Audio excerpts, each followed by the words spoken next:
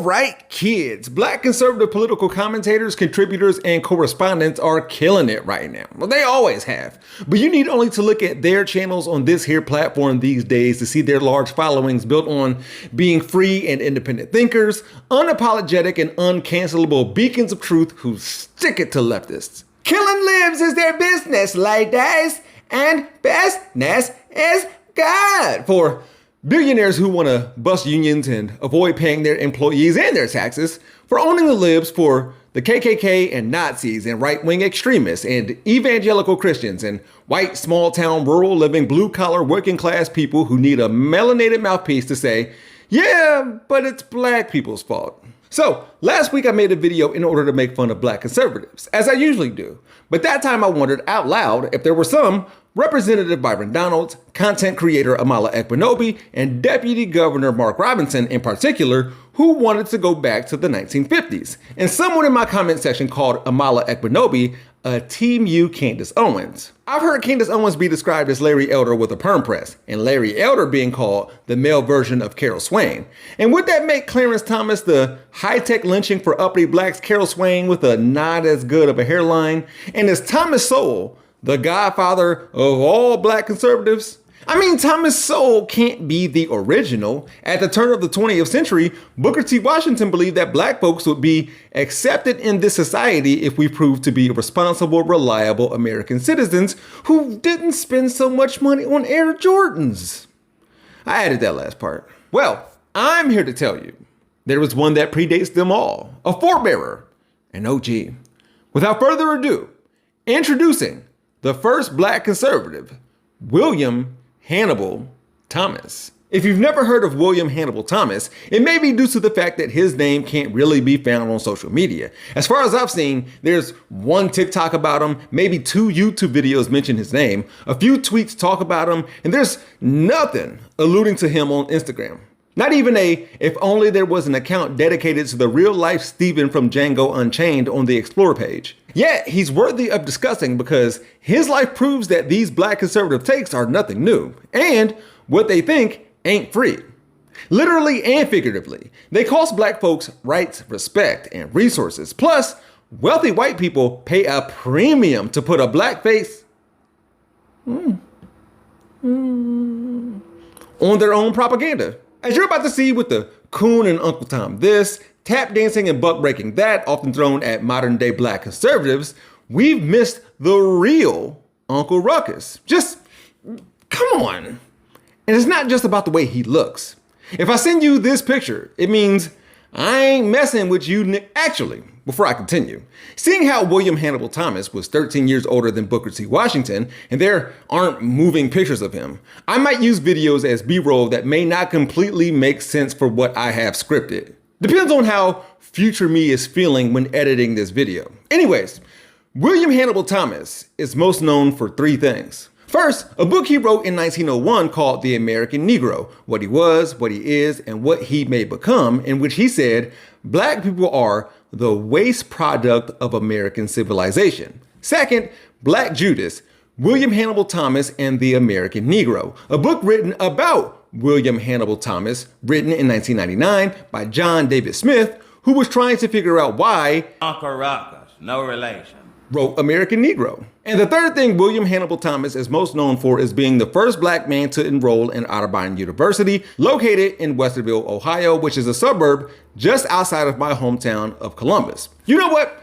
Let's start in the heart of it all. William Hannibal Thomas was born in Pickaway County, Ohio on May 4th, 1843 to free parents that may have been formerly enslaved. And whether one of his parents was white and the other black, or both parents were biracial, not sure, he was light-skinned. Loved that about himself. So much so that Thomas would later encourage black people to model themselves after noteworthy mulatto leaders like himself. There was a distinction between black people and mulattoes to him. His hierarchy was supposedly character, not color, and in that way, he felt he was different from the others. Although, when he integrated Otterbein University in 1859, he wasn't treated like he was white or even light-skinned. According to him, in about 10 days thereafter getting admitted to the school, I was assaulted on the street. In the classroom, the leaves of my books were torn out, and I was stuck with shawl pins by those who sat around me. When I passed out of the building, Groups of waiting students pelted me with rocks hidden in wet snowballs. Members of the Otterbein Board of Trustees offered to pay for Thomas's education at Oberlin College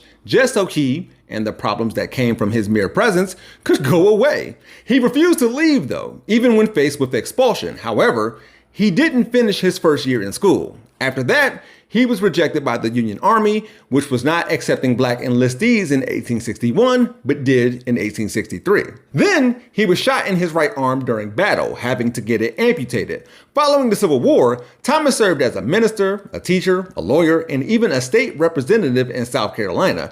President Rutherford B. Hayes appointed Thomas a U.S. consul to Portuguese Southwest Africa, which is Angola. You know, the country where America's first enslaved Africans came from in 1619. And how William Hannibal Thomas went from all that to writing, "The Negro represents an intrinsically inferior type of humanity and one whose predominant characteristics evince an aptitude for a low order of living" is beyond me. But we will get back to this later. I learned of William Hannibal Thomas's existence from columnist Jamel Bouie on TikTok. He was responding to someone who, I guess now I know, mistakenly called Thomas Sowell the OG Candace Owens. Bouie first tweeted about Thomas in 2018 in a thread talking about how there is an entire cottage industry of folks waiting to shovel money and opportunity to any black person willing to say, actually, the problem is black people. Bouie tweeted about Thomas again in 2020 in order to remind himself to write a column about him and to address this clip from Candace Owens. If to be black, you can't speak in proper English or you're acting white, right? To be black, you instantly have to jump up like a fucking trained chimpanzee, excuse my language, like a trained chimpanzee every single time the media runs a story and act angry and riot and talk about how pained you were to see this happening to black people, but keep your mouth shut, right? When it happens black on black, because if you talk about the black on black crime, you're a race traitor. Men have a right to be exasperated when wives, mothers, sisters, and daughters are outraged and murdered by animal brutality. And never in such cases is vengeance too urgent in its demands for expiation and redress. That's what William Hannibal Thomas said in a chapter called Criminal Instincts in his book, American Negro. Meanwhile, Candace Owens claims black people act like a trained chimpanzee whenever a black person is murdered by a white person. Comparing black people to apes, that's more than a dog whistle, that's a megaphone. Then she pretends like speaking proper English is a thing and that a minority of us who hold that having a broken family is black talks for the majority of us. None of that is original. Something else Bouie makes clear is white supremacist society can cultivate anti-black attitudes in black people. But what I want to focus on briefly is another point he made. There doesn't seem to be a theoretical basis to write a column, or even for me to make this episode, about these black conservative reactionaries. It can't just be about opportunists who are grifting, right? Truth be told, there's money to be made from falsely accusing somebody or something of being racist. The confidence game that the right calls race hustling, which they do just in the inverse of that. Even with that, when I go to create content about the Senator Tim Scotts of the world, there's a chance I watch Reese Waters, The Karen Hunter Show, or other channels that YouTube tells me my audience watches just to find out if I'm repeating anything or anybody. Knowing damn well that nobody comes with this kind of smart aleck smugness that can be seen on my face when I think I said something witty or clever, or I steal a joke from one of my favorite cartoons. Whatever. I realized that Reese Waters' subscriber count had jumped up a notch the last few months, and the two most viewed videos of his by far were of Reese making fun of Candace Owens, Tim Scott, and Byron Donalds. Then it occurred to me, a few of my most popular videos were of me clowning Thomas Sowell, Tim Scott, and Byron Donalds. Am I making money off of getting at black people for the entertainment of white people? Not in the same way. I'm not after an entire culture or blaming a pathology or even black conservatism overall. Black people have thought, behaved, and held conservative perspectives forever. And with and in my case, there's nothing I can do or say to have people who want me to communicate that life was better for black people before the 1960s to give me an attaboy. McCarthy.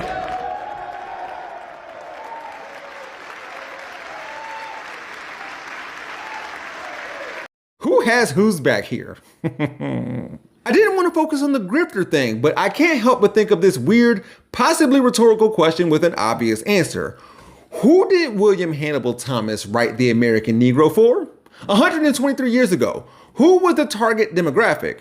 What was the intended audience for this? What greater service to themselves or the nation can the white people of the South render than to supervise and direct the Negro's political education, and by their superior intelligence and capable experience, train him to intelligent action and reasonable accountability in the duties and requirements of good citizenship, and to dispel forever any apprehension of misgovernment through Negro ascendancy. And I'm sure there are and were black people that like this book, but that doesn't mean it was for freedmen. Plus, white racists and white supremacists loved it. Of course they did. So when Thomas got his pen out, dipped it in blue ink, not black because that ink is dark, dirty, and has a trash culture, was he writing to tell the formerly enslaved that they need to assimilate, or to white men to assimilate them?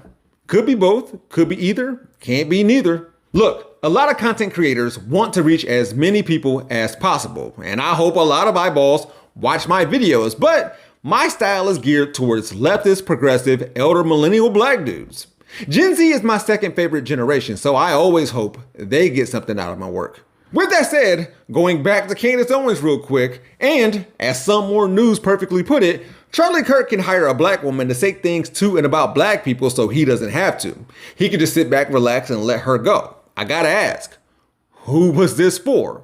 She was brought to Turning Point USA in order to attract younger generations to the grand old party, along with black voters. Yet Republicans and their voting bloc pretend like skin color doesn't matter, and there isn't more than one political party that's obsessed with race. Same thing goes for when Candace did PragerU videos.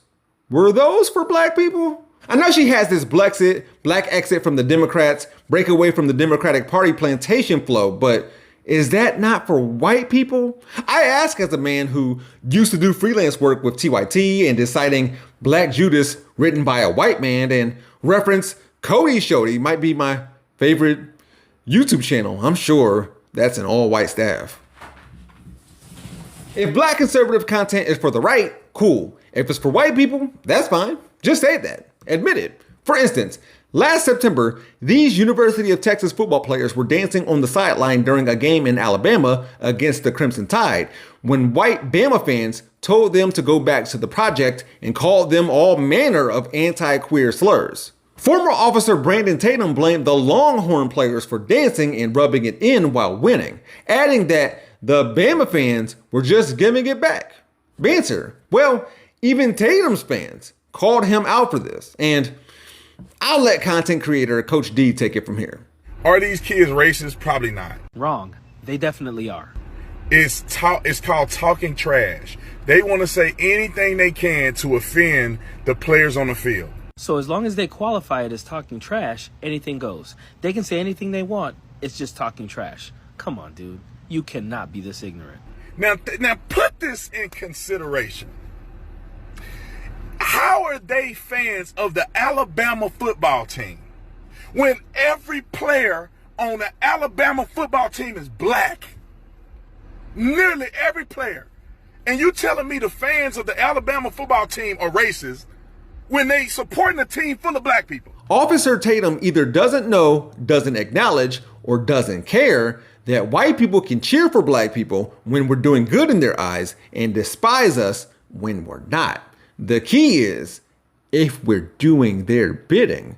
Officer Tatum has a blind spot, and racist people of any skin color will excuse or tolerate a lot if they feel like you're playing for their team.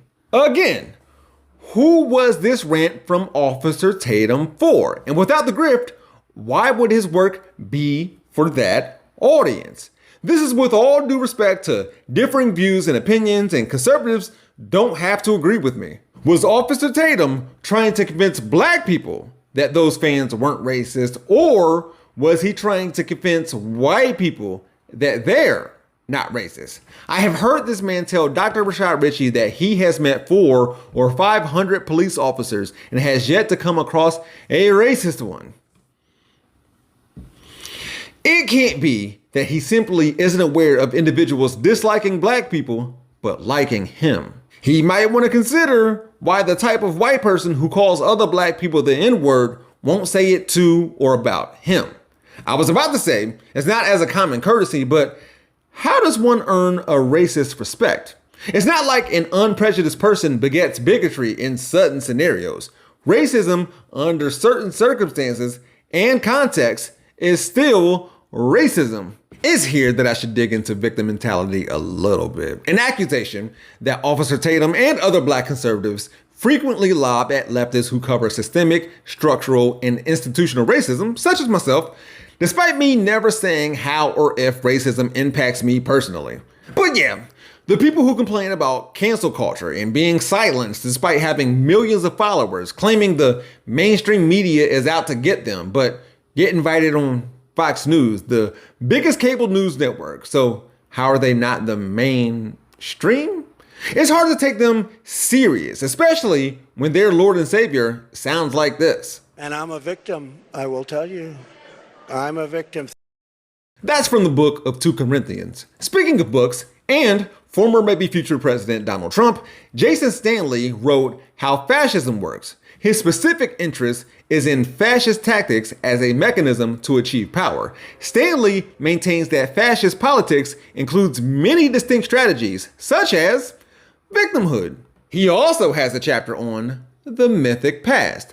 Number 1 on the list, based for conservatives. Did I get that right, Zoomers?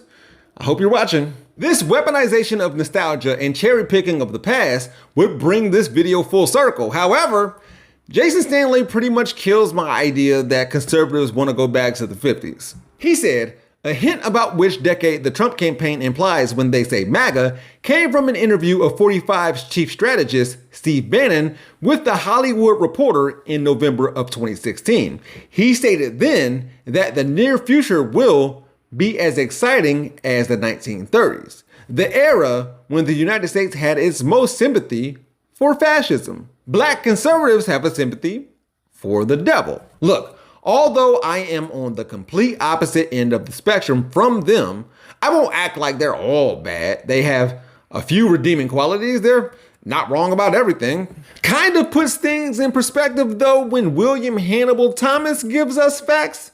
The American Negro had a moment when it got something right and wrong at the same time. In the sober perspective of today, it will hardly be questioned that slavery was the immediate incitement as well as the underlying motive which led to the Civil War. And that is very much questioned by those who aren't sober-minded. Show this to a states' rights, heritage not hate, northern aggression old black conservative. Sure, before then, Thomas did write in an 1894 article that black people needed to be thoroughly disciplined under competent white supervision, but you know what? This raggedy bastard wasn't always like this. In 1890, he published a pamphlet called Land and Education, a critical and practical discussion of the mental and physical needs of the freedmen. In Land and Education, Thomas wrote like a mix of Booker T and W.E.B. Du Bois. For example, and then there was one of the free men of color themselves, William Hannibal Thomas. We ask no favors on our own behalf, but we ask if such devotion is not a test of loyalty, and we have shared alike in the dangers and vicissitudes of the war, ought we not to partake of all the immunities pertaining to the rights of the citizens, even as our white brother. I'll say no more, but submit this of mine to the candid, sincere judgment of the American people. Ironically, William Hannibal Thomas would later write one of the most scurrilous anti-African American books ever written, even though he was a man of color himself. It was called The American Negro. He was later called Black Judas by people such as W.B. Du Bois. There's a terrific book that Dr. John David Smith has written about him. When I tell y'all that Booker T. Washington and W.E.B. Du Bois had to tell Thomas about himself, do you know how despicable you have to be for those two to find common ground? William Hannibal Thomas died in my hometown of Columbus on November 15th, 1935, at the age of 92. He was broke and bitter, penniless and petty. He was used and unsung. Tokens get spent. He was buried in an unmarked grave, which remained that way until 1977, when an Otterbein history student contacted the Veterans Administration on his behalf. Does his poverty prove that Thomas wasn't a grifter or his grift didn't work? I don't know. What's proven is that his message and method have been around for a long time. And he may have been playing the game in the wrong era, because today's black Republicans are like, couldn't be me. William Hannibal Thomas might have been before his time. Since he's never referenced, or his works aren't cited, or his words aren't quoted to the masses, I doubt he has inspired any contemporary black conservative. And even though I say he's the first of many, the OG, I want to know if he was influenced by anyone. Remember, John David Smith wrote Black Judas in order to find out why Thomas wrote American Negro. He contends that it was his pent-up anger over his racial identity that erupted in his book. All he went through, and he wanted to subject his people to racism. Think of it this way. Justice Clarence Thomas benefited from affirmative action and then killed it. William Hannibal Thomas's legacy may lie in the parallels he has with today's black conservatives, changing his political ideology in a why I left the left kind of way. Been there, and he's allowed to do it. Having run-ins with the law when challenging black people to behave themselves, done that. Demeaning black women and reserving their worth for the kitchen and child rearing and waiting on men and raising men, seen it. Propping himself up as a leader because he believes himself to be better than those around him, heard it all before. Ah, Francais, my good man, that's Uncle Ruckus. It's French. I'm part French and Cherokee Indian. We're just a splish-splash Irish. We gonna be all right. There is profit to be made on both the left, center, and right from people's fear of being racist. It just looks super different depending on where you are. On the left, it can take the form of entirely white-owned companies now cashing in on sort of the marketing of the BLM movement. On the right, it takes the form of a black person coming up and saying, hey, look, I'm black. And I also think it's racist that they made one of the characters in this children's cartoon black. It's not you, I'm black, I said it, and therefore you're okay. And I think just the funniest on-the-nose thing about this is that Wolf Hat Facts merch page literally says, I'm here to be the voice of reason for everyone. I'll say it so you don't have to.